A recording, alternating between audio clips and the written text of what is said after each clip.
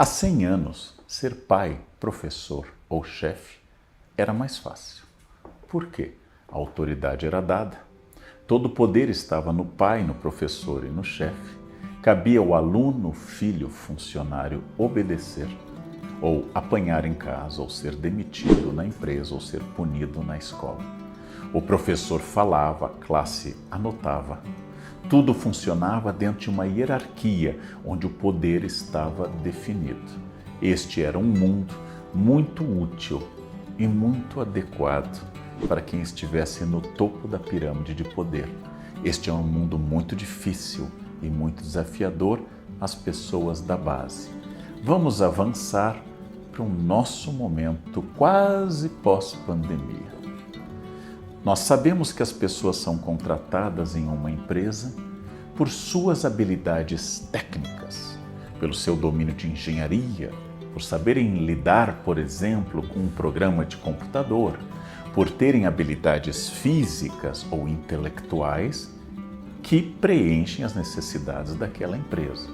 Nós chamamos essas habilidades duras, profissionais de formação, diploma, de hard skills, são habilidades duras, são habilidades estruturais. Eu sou contratado para ser professor porque eu tenho formação para professor, porque eu estudei, porque eu tenho diploma, porque eu posso demonstrar que eu passei anos e anos estudando para isto. Mas quando a escola me contrata, ela sabe pouco do outro lado da minha existência. Ela sabe pouco sobre as minhas soft skills, as habilidades subjetivas, carisma, simpatia, capacidade de trabalhar com o grupo. É claro que a seleção vai me perguntar isso. Você sabe trabalhar em grupo? A seleção vai me perguntar qual o meu maior defeito, mas as respostas previstas para um processo seletivo, por mais que ele seja bom, não revelam aquilo que só aparece ao longo dos meses e anos de trabalho. Fulano é um engenheiro extraordinário. Aquela é uma médica de ponta formada na melhor universidade, com uma habilidade cirúrgica extraordinária.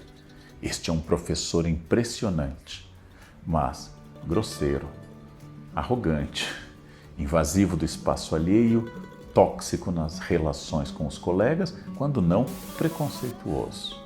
Surgem as chamadas soft skills e a ideia que você conhece, que nós somos contratados pelo currículo e demitidos pelo comportamento. É raro alguém ser demitido porque no currículo diz que tinha um curso de 360 horas e é constatado que o curso foi só de 320 horas. É raro isso ocorrer. O mais comum é grosseria, insubordinação e assim por diante. Mas a questão fica mais complicada porque no mundo pós-pandemia cresce uma tendência a uma grande renúncia dos empregos.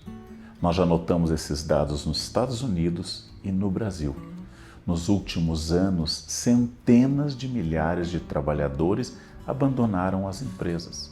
Mas não abandonaram porque estavam em briga, em choque direto com a direção. Não abandonaram por isto, mas porque estão buscando, por exemplo, qualidade de vida, maior tempo com a família, um período de lazer maior, uma capacidade de ser mais criativo, uma capacidade de ter mais propósito. Esta grande renúncia, essa grande abdicação do emprego como figura está se multiplicando. E aí é que entra a figura da liderança. Se nós falarmos antigamente de hard skills e soft skills, hoje nós falamos que um verdadeiro líder desenvolve, promove e estimula power skills, ou seja, a combinação dos dois elementos. Claro que eu preciso de um médico competente em medicina. É claro que eu preciso de uma arquiteta competente em arquitetura. É claro que eu preciso de uma professora competente no exercício de dar aula. Mas, junto com isso, eu tenho que desenvolver uma coisa quase tão importante, ou até mais, do que aquela. E essas power skills se transformam em coisas fundamentais. A liderança através do estímulo de cursos, a liderança através de feedback contínuo, a liderança através da barragem, parar as fofocas, a maledicência, tudo aquilo que um grupo humano costuma promover. A liderança que ajude a fazer reuniões produtivas, que estimule as pessoas, passou a ser um tipo de liderança muito diferente daquele tipo cuja simples presença assustava a equipe. Um mau líder é aquele que provoca a pergunta de um funcionário que chega um pouco depois do horário normal e pergunta: ele já chegou? Quando as pessoas perguntam: ele já chegou? Existe um medo ainda ao poder. Um bom líder é aquele que a chegada promove uma tranquilidade, porque agora tem alguém que nos ajuda, agora tem alguém que nos incentiva, agora tem alguém que vai estimular e que tem uma visão total do processo. O bom líder deixa de ser aquele relógio ponto que controla a produtividade dos funcionários.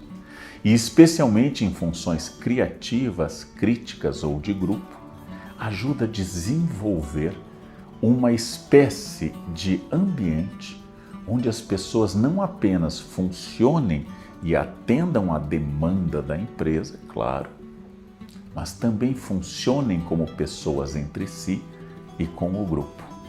Por isso que é fundamental que eu aprenda uma certa inteligência emocional no contato com as pessoas, que antes não era demandada. Um bom professor há 100 anos tinha autoridade. Hoje um professor precisa de autoridade, mas hoje somos muito intolerantes ao autoritarismo. A boa capacidade de estimular essas power skills transformou a noção de liderança. E quando falamos que os colaboradores de uma empresa devem procurar, dentro do princípio da learnability, a capacidade de continuarem aprendendo, é óbvio, você concorda com isso, todo mundo concorda com isso, mas não se esqueça que isso se aplica também à liderança. Os líderes costumam dizer: quais os últimos cursos que você fez?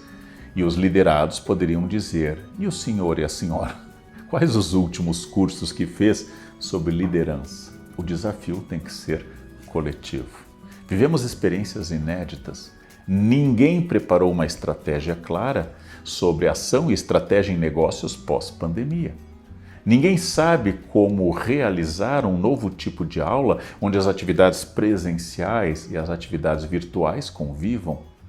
Ninguém sabe como será o futuro de uma medicina em que a anamnese médica, a entrevista para o levantamento dos dados do paciente, pode ser feita agora virtualmente. Ninguém sabe onde está com clareza essa caminhada. Quanto mais eu pensar nisso, me atualizar, quanto mais eu aceitar o desafio dessas questões, quanto mais eu entender que a obrigação para manter talentos na empresa não é mais apenas a boa vontade dos contratados, mas a sinergia entre contratados e contratantes, quanto mais eu constituir laços que representem um desafio coletivo e estratégico, mais eu me aproximo de um modelo de liderança que supere a noção autoritária, centralizadora, muitas vezes violenta, do poder no passado. Ser líder hoje é mais difícil do que há 100 anos. Ser líder hoje é um desafio interessante para que você possa pensar que não apenas os associados e os colaboradores têm desafios novos na empresa, mas você que exerce qualquer liderança também tem o mesmo desafio.